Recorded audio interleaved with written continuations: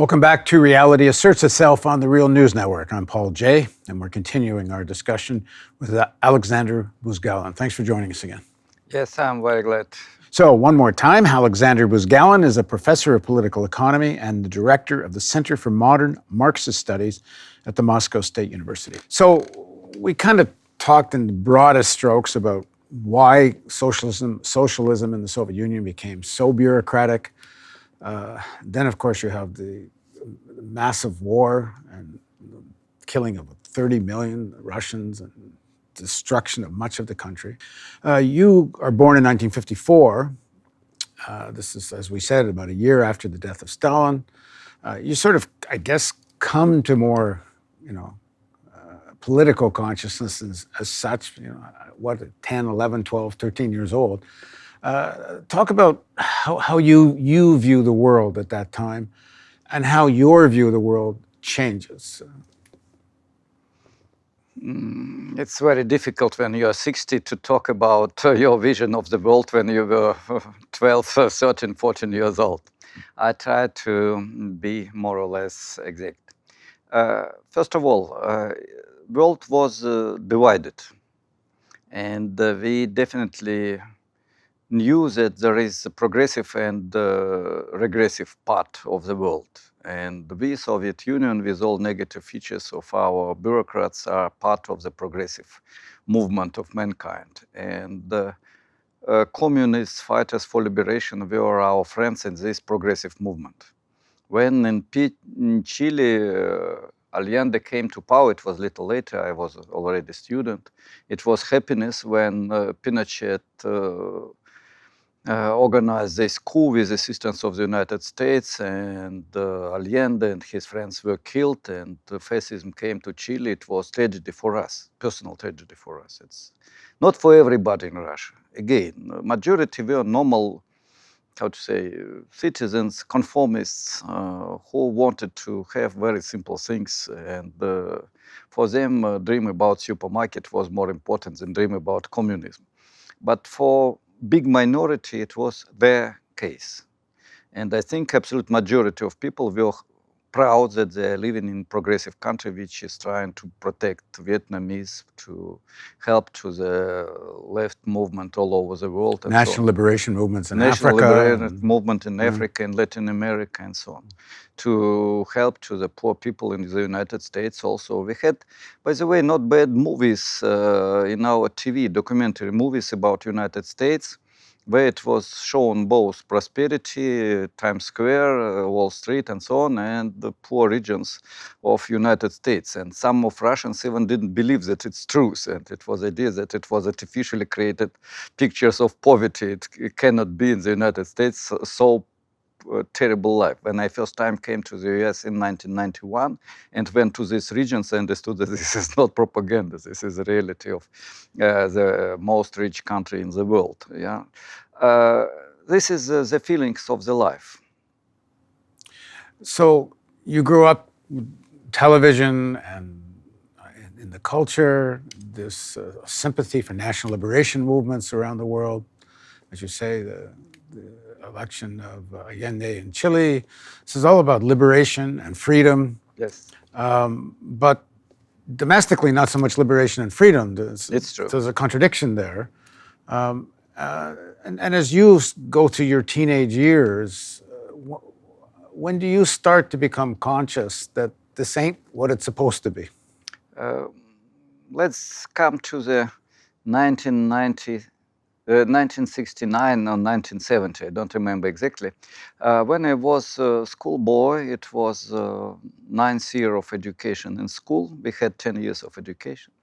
And friends from Moscow State University, not friends, students from Moscow State University Economic Department came to our school and said, we have a special seminars, lectures for schoolboys and schoolgirls who wants to be students of Moscow State University, of course for free. You can come in the evening, and if you want to participate, you're welcome. So I asked my mother, and she said, it's very important and you must do this. First of all, I had dreamed to be a journalist. By the way, now I'm a journalist on the radio, not only professor, but this is maybe a joke of the life.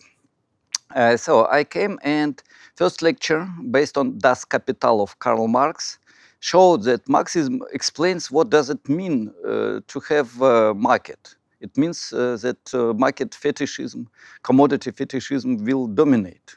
And I understood why people are looking for good commodities, things, but not dreaming about communism. I understood what does it mean exploitation, and why it is not just bad will of bourgeoisie, but objective law of the system. And this system is growing from market, from differentiation of producers. So I received picture which science theory which explains the world, explains the reality. When I became student of Moscow State University, by the way, without any special preparations, just after ordinary school, I was not bad student in the school, but it was not something special. No money, of course. And in university, these contradictions between bureaucratic, formalistic organization of social life from one hand, and the content of Marxist theory and some romantic communist dreams from another side, this contradiction became very bright. And let me just say again, because we discussed this a bit in the previous segment, but dreams of communism, not the Western version of what they think. Marxist version, which means from each according to their work, to each according to their need. Communism for us was society with, I will repeat it, it's very important, society where you like your work, because it is creative labor. A labor of teacher, of doctor, of painter, of engineer, but you like your work. And the product belongs to everybody. The problem is not simply that product belongs to everybody. The problem is that you have not competitors, but comrades with whom you are creating new city, new idea, new, not know, movie. Yeah, you are working together as colleagues, as comrades, as co-producers of the future cultural values. So the contradiction between this vision and the reality you just said became very bright. Yeah, very bright and very evident. One interesting example, we had the obligatory course, History of the Communist Party of the Soviet Union. Majority of the students hated this course. And the first semester we had teacher, she was terribly bureaucratic and dogmatic. And it was absolutely impossible. It was necessary to learn by heart resolutions of the congresses, something like that. Very stupid. But then for another 2 semesters came another lady. I remember her family name, Kuzmich, very strange family name. And she presented this history of the Communist Party as the most interesting detective story of the history of the mankind. How 20, 30 young persons, Lenin, when he started activity, was 25 years old, yeah, how they changed the world. And we were living in the world where 30% of mankind were moving in socialist direction in 1970s, yeah. So could it be less than 100 years and the world was changed? Why? Because it was good theory. It shows the direction. It's like with airplane. People know that it's impossible to fly. You cannot fly, you're a man, you are not bird. What can be done? Nothing. Capitalism is forever, market is forever, inequality is forever, nobody can be changed. But then guy is coming and says that there is a special theory which creates the potential to fly. Of course, first airplanes were absolutely terrible and it was a lot of catastrophes. But now we are flying, I hope, safely to US and back. Yeah, the same with building of socialism. And the theory is that it's possible to fly, to move to the free society with free development of personality as main goal. It was very important. But now the general conception is that theory was wrong. So now I'm sure that it is right. And I mentioned in the second chapter, I think, of our talk. By the way, thank you very much. I didn't expect that it can be such interesting dialogue for citizens, for people who will. Maybe it will be interesting for you who are looking at, listening us. So I said that history is moving not directly. It is a non-linear transformation from realm of necessity towards realm of freedom, from feudal capitalization mode of production towards communism as space of free, positive freedom. And this is like a river. which is going with zigzags. And I said that Mississippi, it's from the north to the south. Yeah, sometimes it's going back to the north. The same with Volga, by the way, in Russia. Yeah. Now we're in the period of the history when historical time is going back. We are in the process of regress. So you lived through the ending phase of the Soviet Union. Yeah. And you've come out of this process maybe more a Marxist than when you went into this process. I mean, That's as true. you were young. And, but that's not true for most of the people in Russia now. What about your life led you to this? First of all, I became more or less theoretically well prepared Marxist because I had practice of communist life. My parents, their friends, were working for the country very hard. Of course, money was important. Of course, they had dream to buy a new TV set, but it was not the key problem, not main problem. Yeah.